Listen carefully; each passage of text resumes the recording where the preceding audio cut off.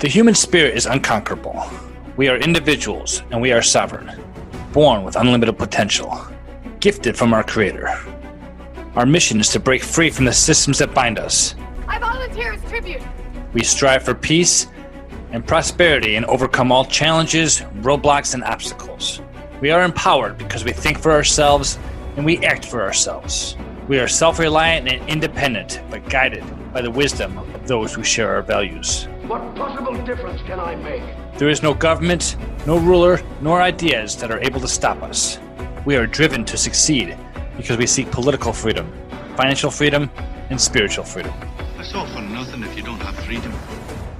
This is Mike Corbell, and you are listening to The Invictus Mind.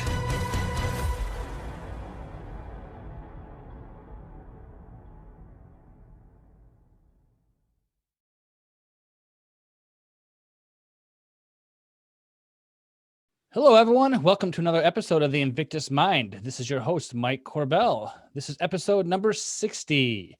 I want to thank everyone who has helped me reach this milestone, the guests who have been on and the listeners, and everyone else who has inspired me or encouraged me to continue with this endeavor. Of course, this show can only grow when good folks like you help spread the word. So if you find value in this content, please subscribe to any of your favorite channels and tell 3 of your friends about this program. Let's make this the #1 podcast dedicated to discovering our true potential to be sovereign individuals and to be unconquerable. You know, when I first started this podcast, I really had no idea what I was doing. I thought I had a couple of good ideas and I wanted to share them with other people. But rather than hesitating to start, I found a couple of resources that taught me the basics. I bought some inexpensive equipment and found a couple of my friends who did not mind recording a conversation with me. Now, a little over a year later, we seem to be on a roll. Well, today I'm going to have a conversation with a person who I am sure can attest to the struggles that new podcasters face. He has a podcast of his own, and I'll surely ask him to share his story, but I wanted to invite him on the program because he has created a tremendous resource that I have used to find interesting people that I would say have had an Invictus mind. My guest is an analyst in a domain services industry. He has been quoted in several major publications, including the New York Times, the Wall Street Journal, Bloomberg, NPR, Fortune, and the Sydney Morning Herald.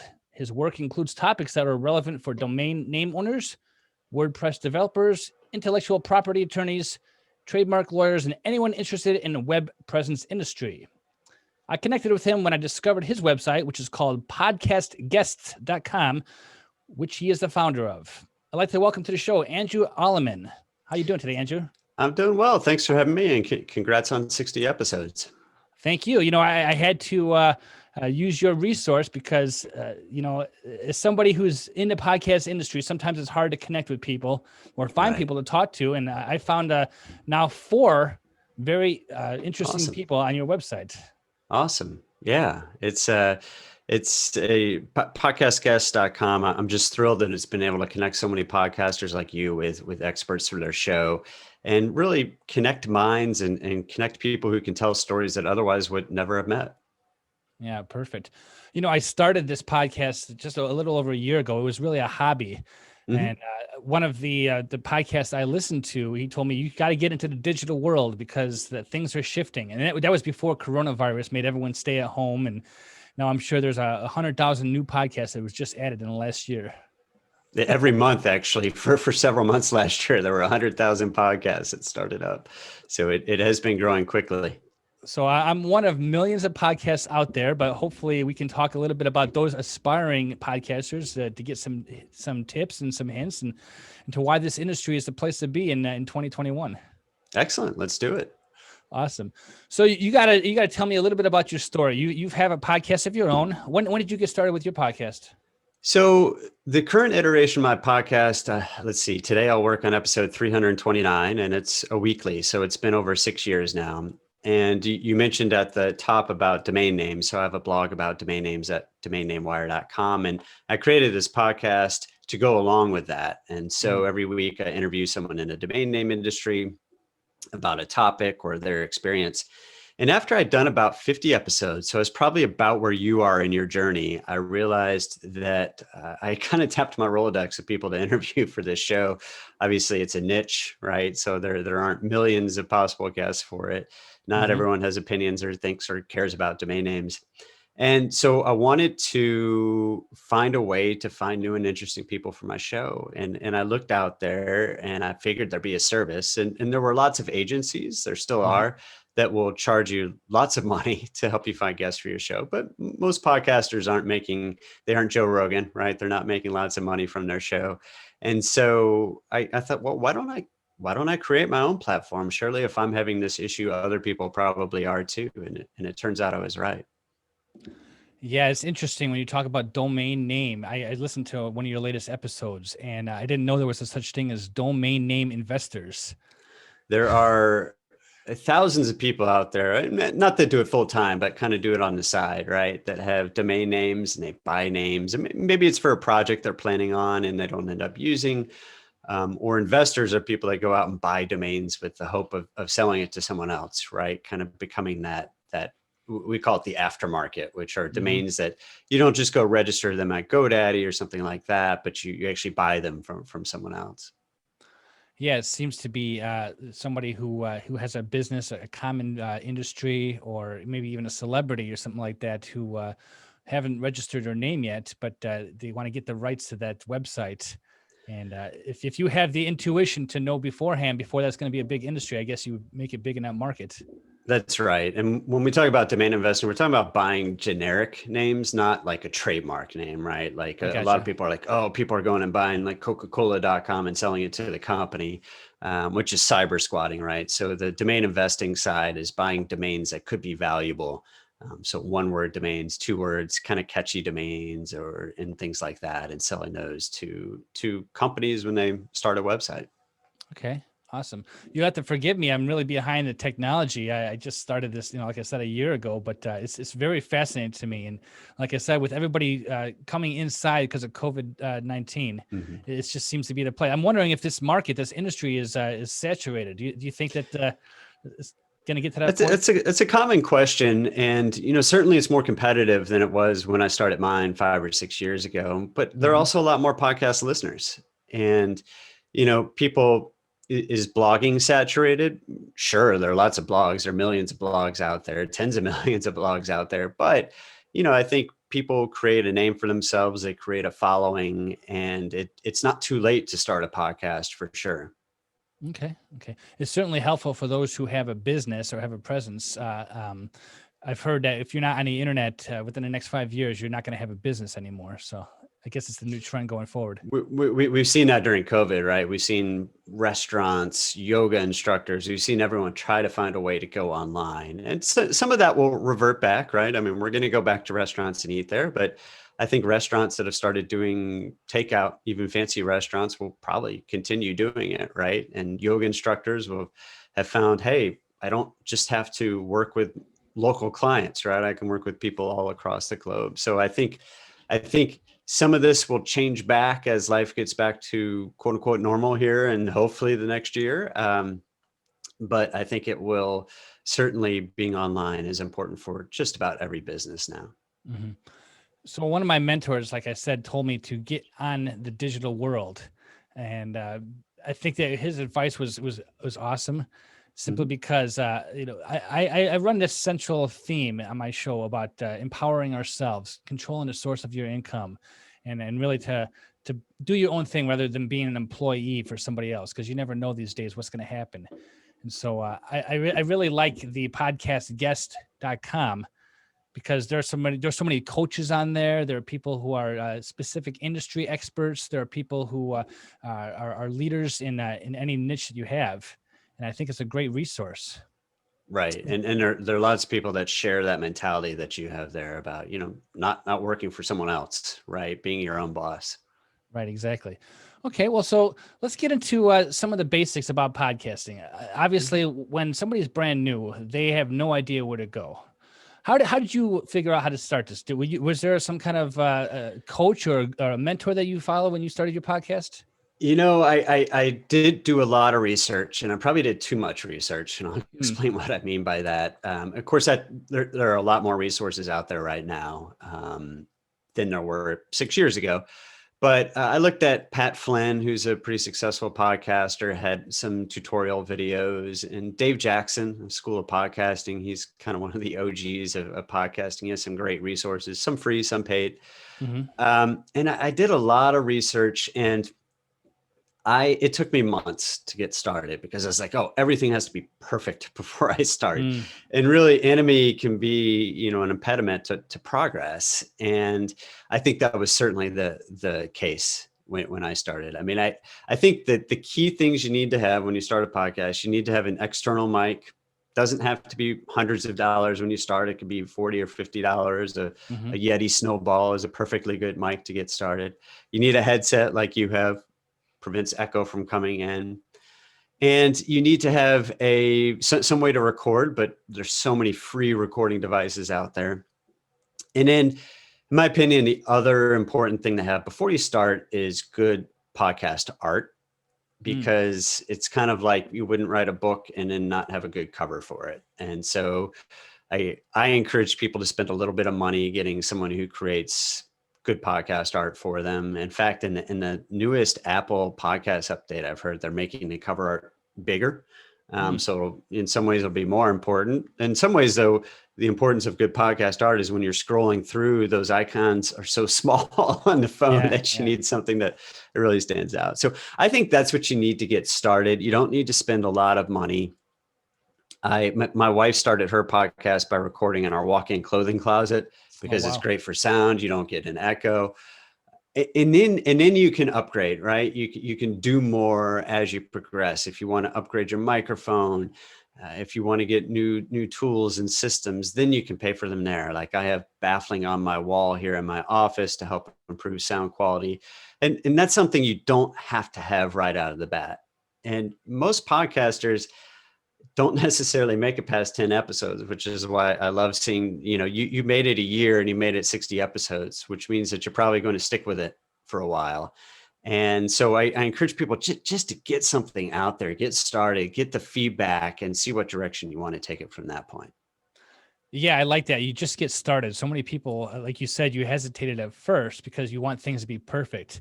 And I found in life, no matter what endeavor you pursue, that you're never going to have the perfect situation to actually start something. Right. So that's so true. If you're like me and you just have some idea, just kind of throw it down, get a microphone, record it, and it just come along. It's taken me 60 episodes to even realize what direction I want to have. You have a specific niche. Do you recommend that people have a niche before they get started, or just to kind of just get something on record? Well, I do think it's valuable to not be too broad. I think there are a lot of people out there that go very broad, and then it's hard to stand out, right?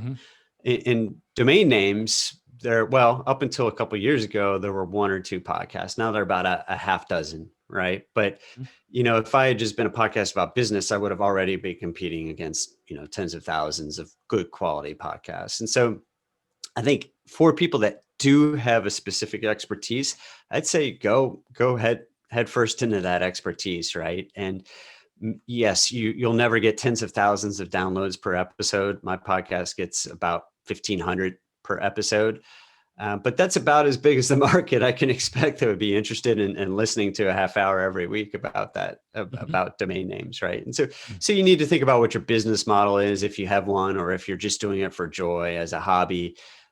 You need to think about that and think about how big your audience will be based on the topic you choose. Sure, absolutely. There's different kinds of podcasts out there. Obviously, you and I are now doing an interview show, which is my most comfortable kind. I've tried doing a solo episode where I'm just ranting and I don't really have any. It's hard. Where I'm talking. So, and then of course you can find a partner out there, and I like some of those shows that are out there where two guys are just throwing ideas back and forth. But specifically for people who want to interview people who are in a certain niche or have a certain area of expertise, your resource podcast guests is really helpful, because then there's so many people. I think you started with just a couple hundred, and now you have over 30,000 on your website, correct? That's right. When I started it 5 years ago now, almost 5 years anyway, it was really very much, I emailed other podcasters and said, this is what I'm doing. This is what I'm trying to do. Do you want to try it out? and I got a couple hundred that said yes. And then I sent out, so the way it works is I send out emails every week, 1 to 2 each week. And when it started, I sent out a list of, I think it was 4 podcasts that were looking for guests, and said, hey, if you're interested in these, if you're interested in being a guest on these shows, click a link, fill out a form, and pitch yourself to that podcast. And immediately people started using it, right? They started pitching themselves to the podcast. So it's like, hey, we're on to something here.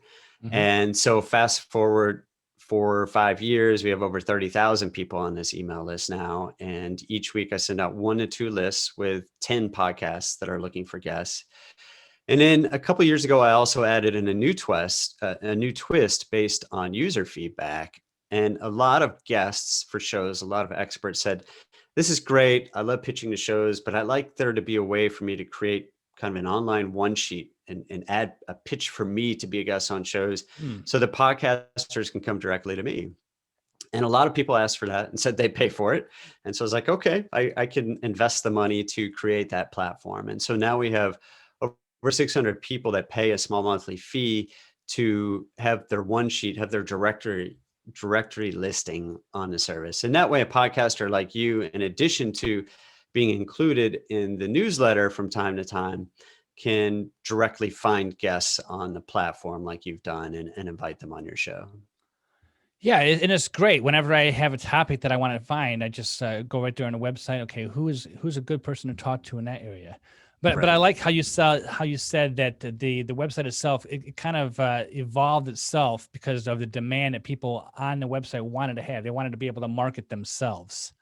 Now, in your experience as a podcaster, obviously you want to be able to continue to have interesting guests on your own program, but you also want to advise people to be guests on other programs, correct?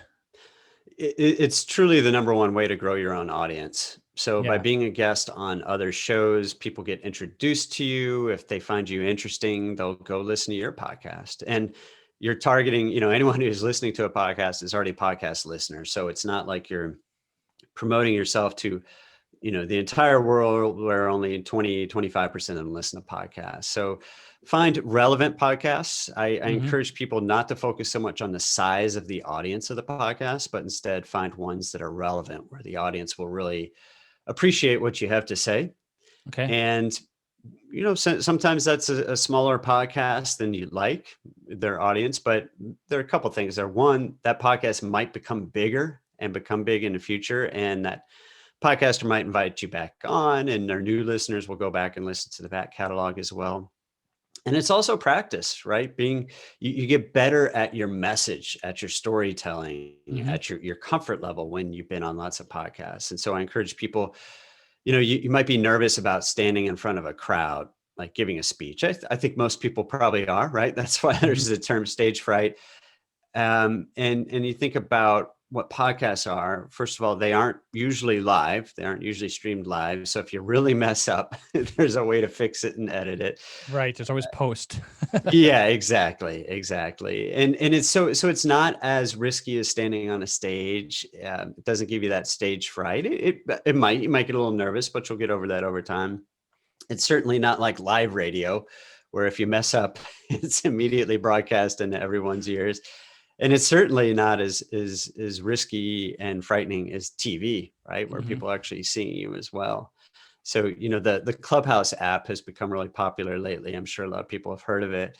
And I think one of the big sells is that it's audio only. So there's not, everyone's so fatigued from Zoom and all that sort of stuff that I think people really like it. But yeah, I think so back to your question, it's the number one way I found to grow your own audience is to be a guest on other shows. Yeah, I think maybe it was Pat Flynn you mentioned before. I was checking out some of his information. He said, why would you want to market yourself on social media when probably only like 5 to 10%? You said 20, you were generous. You said 25% of people on social media listen to podcasts. It might be smaller than that. And so I've noticed a little bit of slow growth. I've been in a couple podcasts myself, but definitely I would definitely like to be able to guest on other people's shows. Right. And so, slow growth in a podcast should be expected too. And I think a lot of people see people like Pat Flynn who are so successful at it. And you have to remember, he was early.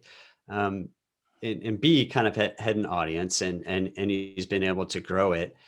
But I think that, well, the median number of downloads for a podcaster out there is fewer than 200 per episode.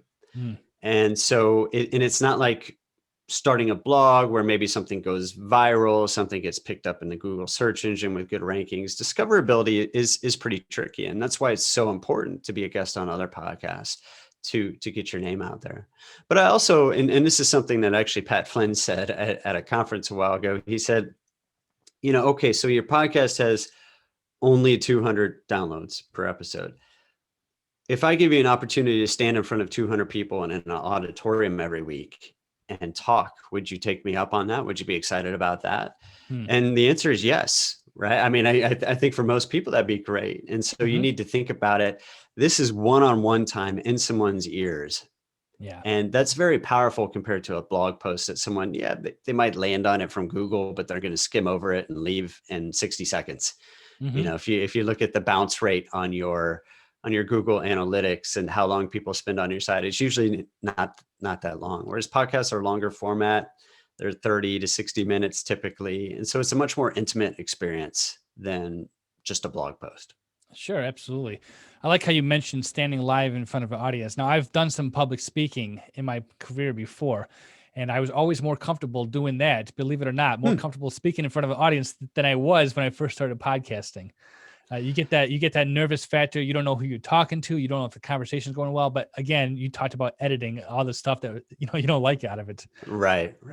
Well, and part of that's right because you're doing interviews as opposed to just giving a monologue. And for some people, that takes a little while to warm up with, which is again another reason just to kind of get it out there and start. And like you said, first start with some friends, with some friendly people that will give you honest feedback. But if you say don't end up publishing the show because you totally mess up, they're not going to be mad at you. Technology also comes into play, which probably creates a little bit of nerves at the beginning. Oh, am I recording correctly? Is my sound quality good? Some people have difficulty hearing their own voice. When you're doing public speaking, you don't actually hear it. And when you hear it played back in a recording, they're like, that's what I sound like. But yeah, that's just one more reason just to get out there and start it. Right. And for people, I do encourage, we're talking about starting a podcast. I do encourage you to try to be a guest a couple times first as an easy way to kind of ease into that, because you'll realize that being a guest can be a lot of work. Just like, and it's a lot less work than being a host. So if you're a guest on a few shows, you do the prep that you need to do, and then you're like, oh, I really don't like this. And then you definitely don't want to be a host. So it's a good way to kind of dip your toes in, if you will. Now, see, everything that you're telling me, I did exactly backwards. So, well, and I did a lot of it backwards too, right? So these are lessons learned. I'm not necessarily saying I did it right. One of the things I did when I started my podcast is I was like, I have to have an intro, a fancy intro, like Pat Flynn and some of these other people. So I paid someone a couple $100 to do a voiceover. And then I dropped it after about 100 episodes. I was like, A, it's kind of cheesy. The one I developed there and all cheesy. But B, my audience didn't really care, right? They just wanted me to jump right into it. So I've got a little musical intro. And then I just introduce myself in the podcast. And so you don't need to go out there and spend hundreds of dollars on a voiceover when you're just getting started. No, see, that's good to know, because a lot of people, I think, hesitate to do that because they're like, I don't have the money to get started. I don't have all the funds for the expensive equipment. I don't know any graphic designers. I don't know any studios, anything like that. And it's just like people are actually doing podcasts from their cell phone nowadays. Yes, which is not something I necessarily encourage, but it is, I mean, again, to me, the baseline is an external microphone. Start there, about $50. You could spend lots more, but $30, $40, $50, you can get a pretty good external microphone. You certainly don't want to be recording into your laptop microphone. Right. And then you can go up from there. Right. And so maybe your first few episodes, you haven't hired someone to do good cover art, but then when it takes off, spend that, invest that money, get someone who can do a good cover art for you that'll help you grow your audience over time. Now, what are some of the other mistakes that you've noticed that podcasters have made in the beginning that maybe you've learned yourself over the years that have really changed the dynamic of your show, or maybe even the audience growth on it? Right. So, we've hit on many of those, which is, just kind of get something out there to start, use an external microphone. I think one mistake podcasters make is they don't, not all of them prepare their guests for what the experience will be. Okay. And what I mean by that is let them know the technology. So, hey, we're recording over Skype or we're recording over Zoom. Let them know if it will be video as well, which has become more popular. We're doing that right here. And so when I started in podcasting, that meant audio only. And then a few years later, people started, when Zoom became more popular and such, are like, oh yeah, I'm also publishing this video. It's important because, I asked you that question because it's like, okay, am I going to wear a t-shirt today, or am I actually going to, throw on a collared shirt, so I look decent on the show, that sort of thing. So prepare them that way. I also like to prepare my guests a little bit. If I'm going to ask them something that might require a little bit of research or something that's not off the top of their head, I like to send that over ahead of time. And so with the domain name podcast, I oftentimes ask data questions, right? Like, Okay. how many domains do you own? Or if I'm talking to someone like GoDaddy, how many customers do you have? That sort of thing. And in a lot of cases, the person you're interviewing might not have that data top of mind. And so it's good to prepare them that way. I provide and you send out some pre-questions to a lot of your guests, which is a great way to do it. I send out kind of 5 bullet points, if you will. So it's not all the questions, because I want it to be, I don't want it to be staged. Okay. But I do want them to know the general path that we're taking so that they are prepared and can deliver the best value to listeners. If they aren't prepared, it's obviously going to be difficult. So, preparing your guests for that, also setting expectations on what they need to do sound quality wise is important. I think if you talk to a lot of podcasters, they've been in that situation where someone's calling in from an airport when we used to travel, or someplace loud, and that's difficult. And these days, with everyone working at home, I think it's good to tell people, when I start, right before I hit record and I'm talking to a guest, I say, hey, look, I do have an editor who edits this. So if you have a loud noise, a dog barking in the background, package delivery, your kid comes in, that's okay. Just pause, and then we'll edit that out and fix it so that people aren't talking over these loud noises, and then it's impossible to edit at the end. Right. So I think preparing the guests that way, technically telling them your expectations, what to expect on, is it video only? Is it audio only? I think those are some ways that podcasters can improve their shows going forward. So have you experienced some of those, what I'll call disasters in your own experience? Oh yes, I've had, the worst, the nightmare, the thing that you dream about as a podcaster, dream about like nightmares, is when the recording doesn't work. So I've had a couple of those. The technology's gotten a lot better, but I record Skype audio only. Okay. And I'm on a PC, and so there are a few apps you can use, but they're non-native apps for recording Skype. And as Skype pushes out a new update, every once in a while these tools break, and oh, it's a bad feeling calling someone up and saying, hey, I appreciate you spending an hour with me the other day, but we're going to have to do it again. And so that's not a good feeling. Been there, done that. Yeah, it's kind of a rite of passage, I think, in podcasting. It's getting easier. Zoom isn't necessarily the best platform for recording, but the nice thing here is I can see that the recording button's on. And so if we start going in and it's not, I'm going to ask the person, hey, are you recording on your own end or using some other app to record, or, are we actually recording?